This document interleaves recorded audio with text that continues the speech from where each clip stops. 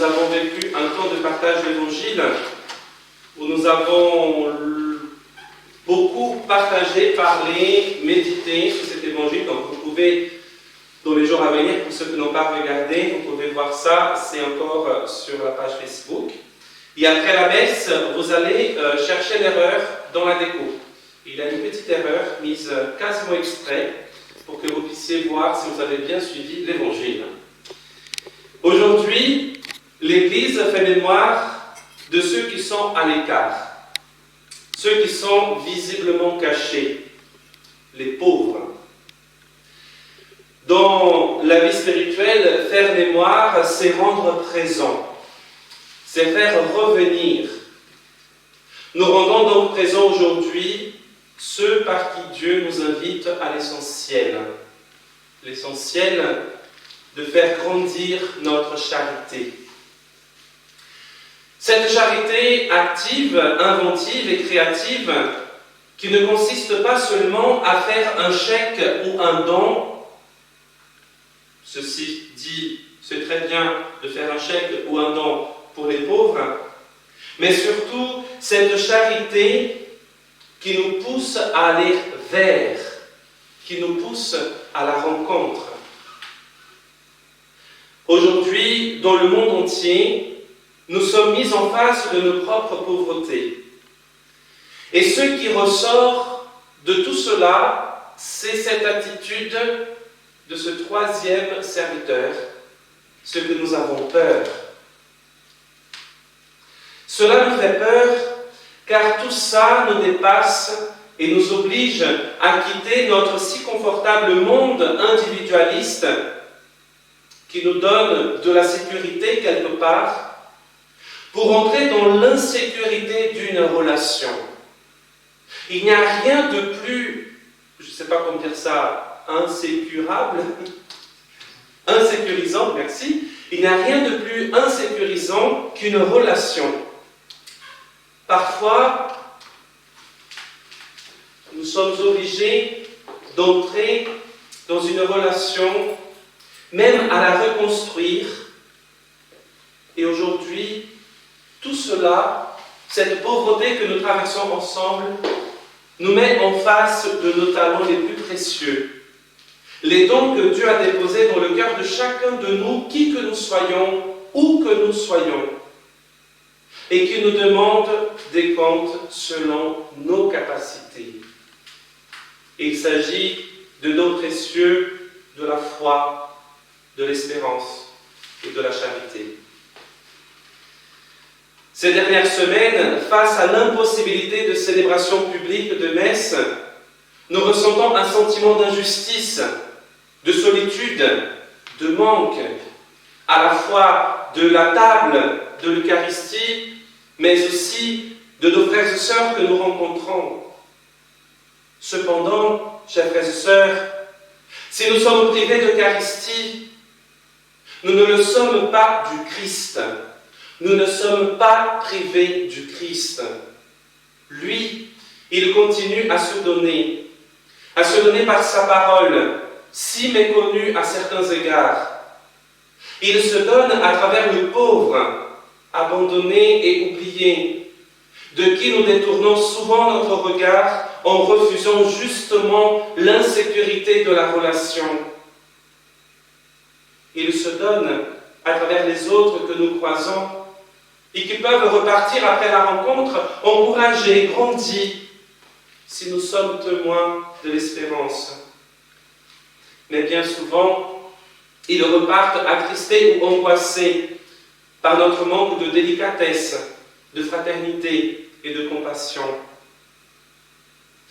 Le Christ se donne encore lorsque nous fermons nos yeux et lui parlons dans la prière. Parfois aride, mais persévérante, le Christ se donne toujours. Cette parabole, nous en avons longuement parlé hier, elle nous invite surtout à la confiance. D'abord, à l'Esprit Saint, qui souffle là où il veut et agit dans le secret.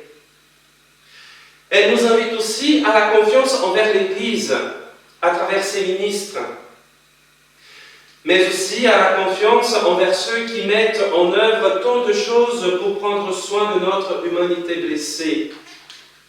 Et au risque de vous choquer, je crois que vouloir réduire l'action de Dieu dans le monde et dans notre propre cœur à l'Eucharistie sacramentelle, c'est enterrer tous les autres trésors que le Seigneur même nous a donnés pour le rencontrer.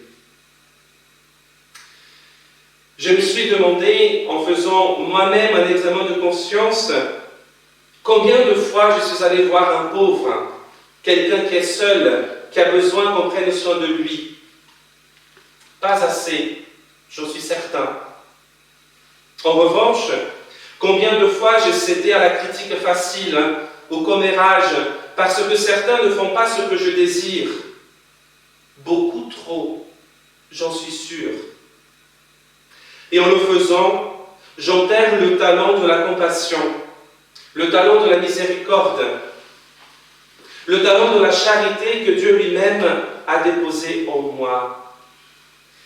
Vouloir être du côté de ceux qui sont privilégiés, c'est aller dans le sens de l'esprit du monde que nous voulons tant combattre, et ainsi tomber dans le même piège que nous dénonçons. Oui, chers frères et sœurs, il y a de la souffrance parce que nous sommes privés de l'Eucharistie à cause du confinement. Cette souffrance est vraie, elle est justifiée, douloureuse même. Oui, nous pouvons dire que nous sommes blessés. Mais ce n'est pas seulement nous, les chrétiens de France, qui souffrons. L'humanité entière est en souffrance. Regardons ce que le Seigneur a déposé en nous. Essayons de quitter l'esprit de désolation qui ne vient pas de Dieu et demandons la grâce d'entrer dans un esprit d'espérance, dans un esprit de conversion. Car c'est de cela dont il s'agit au fond, dans toutes ces discussions, dans tout ce que nous vivons aujourd'hui, c'est de cela dont il s'agit, de notre conversion personnelle. Et la conversion personnelle, elle est aussi douloureuse, parce qu'elle est un accouchement de ce qu'il y a de meilleur en nous. Je crois que par cette parabole, par ce que le Seigneur nous fait traverser et vivre aujourd'hui, il nous invite à accueillir notre pauvreté actuelle. Le Seigneur nous redit personnellement, serviteur bon et fidèle, tu as été fidèle pour peu de choses, je te confierai beaucoup. Entre dans la joie de ton Seigneur qui se donne. Ne mettons pas sous terre, par peur, les autres talents que le Seigneur a mis dans notre cœur, qui nous rendent capables d'être des témoins de l'espérance à travers nos actes pour ce monde blessé. Et peut-être, même si cela est dur de l'entendre, peut-être que notre part de souffrance est justement l'impossibilité temporaire de recevoir l'Eucharistie sacramentelle. Mais la table de la parole s'offre généreusement à chacun de nous. Et là où il y a une messe qui est célébrée dans le monde, ces dons s'étendent vers le monde entier. Écoutez bien ça. Là où il y a une messe célébrée dans le monde, ces dons s'étendent vers le monde entier. Cela fait partie de notre foi et personne ne peut nous l'enlever.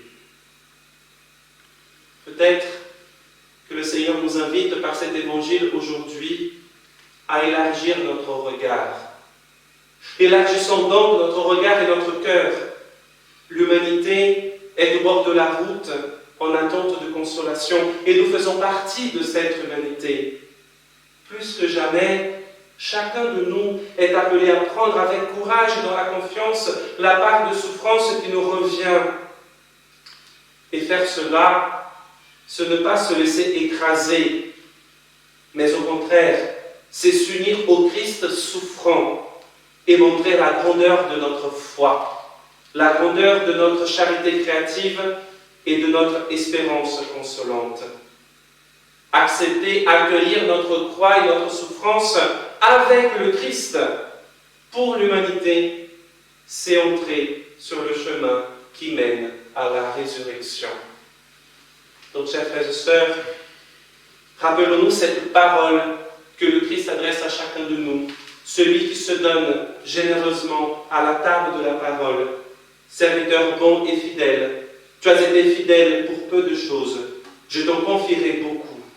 Entre là où tu es, dans ce que tu vis, selon tes capacités, entre dans la joie de ton Seigneur.